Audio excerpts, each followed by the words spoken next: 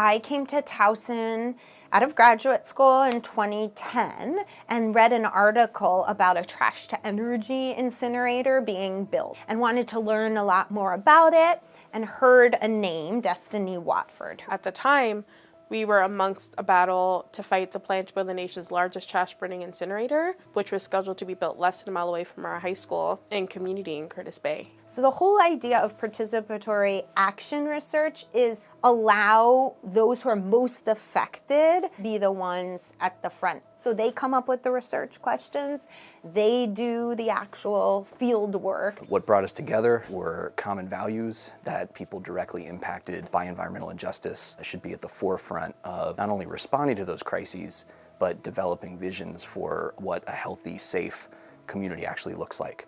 Nicole brought herself and her students and her energy into the neighborhood. We posed one large question: why do certain communities unevenly experience environmental hazards? And then we asked students to generate what are healthy communities and what are unhealthy communities. What came out of that list were 4 topics: food access in the community, pollution, crime and safety, and vacant housing. We've made this very interesting space that doesn't really exist anywhere else in Baltimore, where we have grassroots efforts, folks like me who are living in the neighborhood, who have dealt through the issues that we're facing, are mentoring fellow students who are looking at some of these deep issues in the community and taking action.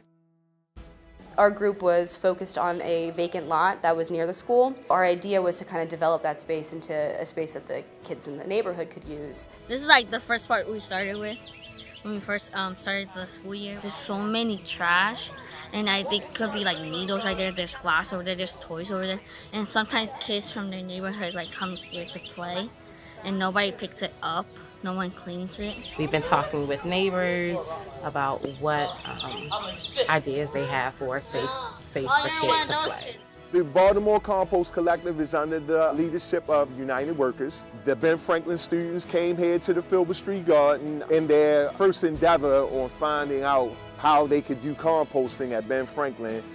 Our main project is these 10 homes right here on Hazel Street. They burnt down over a year ago. Fire station right across the street. This guy bought 3 of these homes.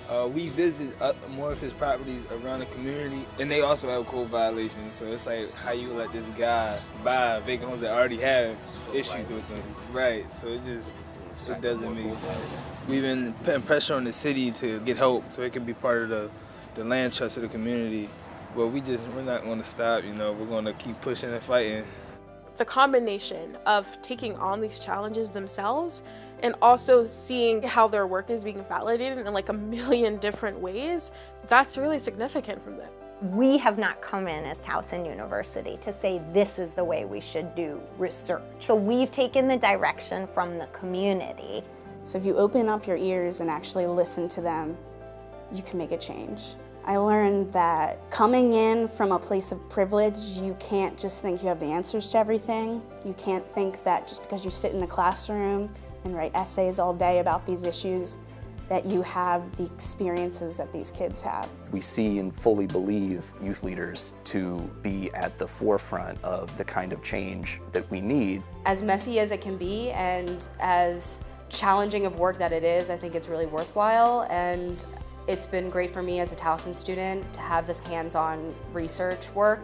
I hope they've learned as much from me as I've learned from them. I'm really excited that these kids got to be exposed to these issues so young and learn to approach them in a strategic manner. Changing the system requires envisioning and big dreaming, and I think these kids are being cultivated to do that. Students are uncomfortable, they're nervous, they're scared, but incredible steps forward, leaps and bounds in terms of learning can occur. And I feel lucky to be at an institution that actually supports that kind of learning.